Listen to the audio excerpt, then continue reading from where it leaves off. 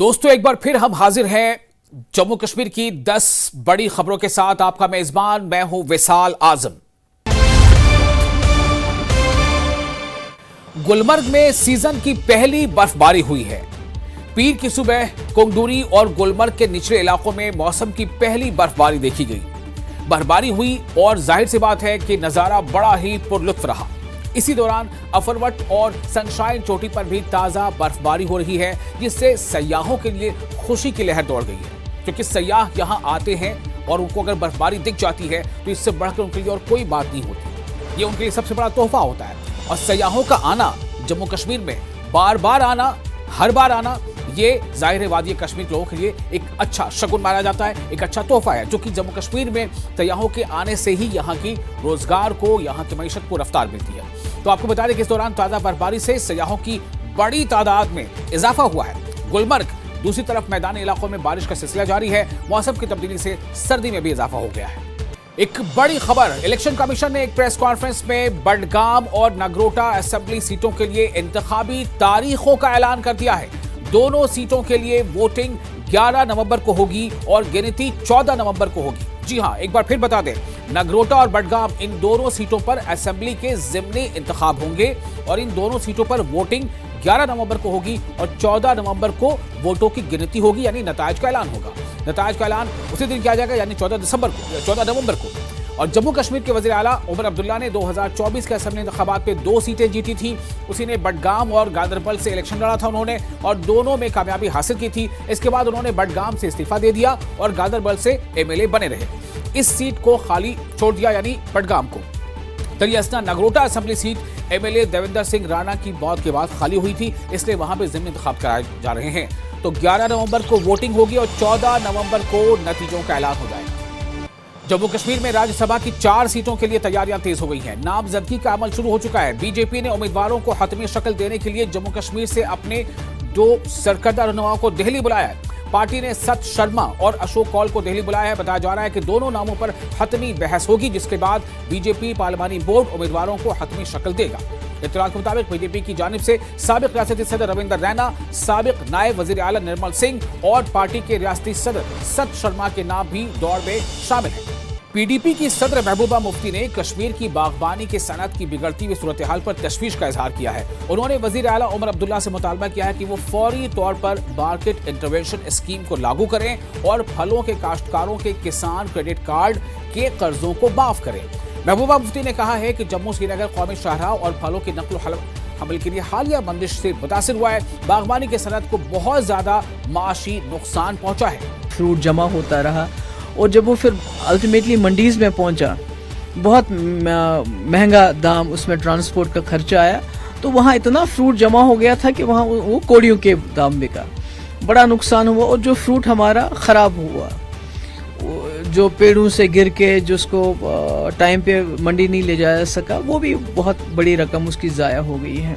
किसान credit card जो है केसीसी लोन है, उसको वेव ऑफ किया जाना चाहिए, क्योंकि अगर आप ऐसा नहीं करेंगे तो ये फ्रूट इंडस्ट्री जो हमारी रीढ़ की हड्डी, ये दम तोड़ देगी पूरी तरह से। ये नेशनल हाईवे थी मगर इतने दिन कभी बंद नहीं रही, और इसमें जब सीएम साहब ने मुदाखलत की तो खुल गई।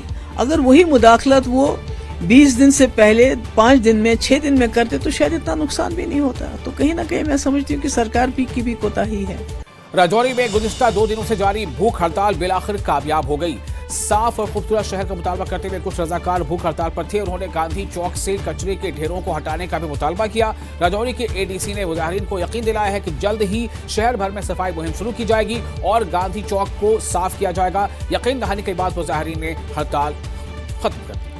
जम्मू कश्मीर प्रदेश कांग्रेस कमेटी के सदर तारिक हमीद कर्रा ने पीर को अपने हल्का इंतखाब का एक रोजा दौरा किया और मौजूदा तरक्याती सूरत हाल का जायजा लिया। उन्होंने मुतल्लिका अहदेदारों के साथ मौके पर मीटिंग भी की और उन्हें हिदायत की कि वो आवाम से मुताल्लिक तरक्याती और दीगर मसाइल को कम करने के लिए मौसर इक़दाम करें।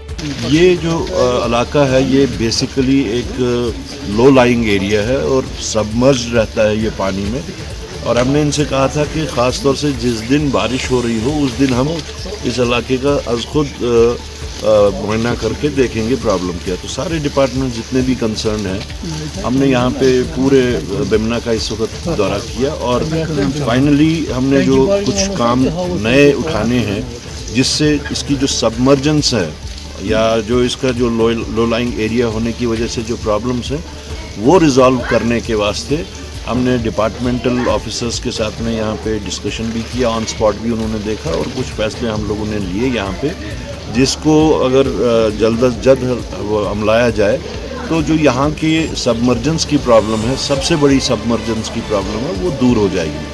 बिश्ना के गांव चोराली में किसानों ने सड़क की तामीर का काम करने वाले ठेकेदार के खिलाफ एहतजाज किया। किसानों का इल्जाम है कि सड़क की तामीर के दौरान ठेकेदार ने उनके खेतों से पानी निकालने के लिए बिछाए गए पाइपों को बंद कर दिया, जिसकी वजह से खेतों में पानी भर गया। किसानों का कहना है कि पानी की निकासी न होने की वजह से उनकी खड़ी फसलें मुकम्मल तौर पर तबाह हो गई हैं, जिसकी वजह से उन्हें भारी माली नुकसान का सामना करना पड़ रहा है। सारा ग्रां चोर लिया और ये जी रोड तो नहीं जिथे फसलें खलोते दे ये डिफेंस के अंडर में आता है रोड, पर इतने काम लग्या, ठेकेदार ने काम लगाया इतने। क्या ठेकेदार की पता नहीं है कि ये रोड डिफेंस का, उन्हें कोई मुशावरा कुछ नहीं किया उन्हें उनके कन्नै और इतने डायरैक्ट काम शुरू करी दिया कि इतने लोगों दी जमीनां भी हैं, लोगों पैलियां निकासियां ने जिहदियां नाले विच जांदियां ने, उन्हें डायरैक्ट इतने रोड का काम लाई दिया और आर्मी वाले आए और रोड बंद कराई है।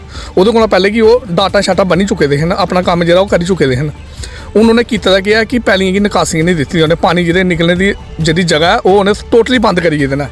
आर्मी ने अपना रोड इदा काम बंद कराई गेदे ने ते इन्हें वो इस निकास रोड की वजह कन्नै 50 तो 60 कमा रकबा जेह्ड़ा वो इस रोड की वजह कन्नै तबाही के कगार उपर पुज्जी गेदा है। कोई पानी की निकासी नहीं है, लोगों की जमीनें में पानी रुके दा खलोते दा, जित्थों कि एक दाना भी फसल जी है वो नहीं बाहर निकली है। शोपियां जिले के कई इलाकों में बर्फबारी हुई है, जबकि कटाई का मौसम बिल्कुल शबाब पर है।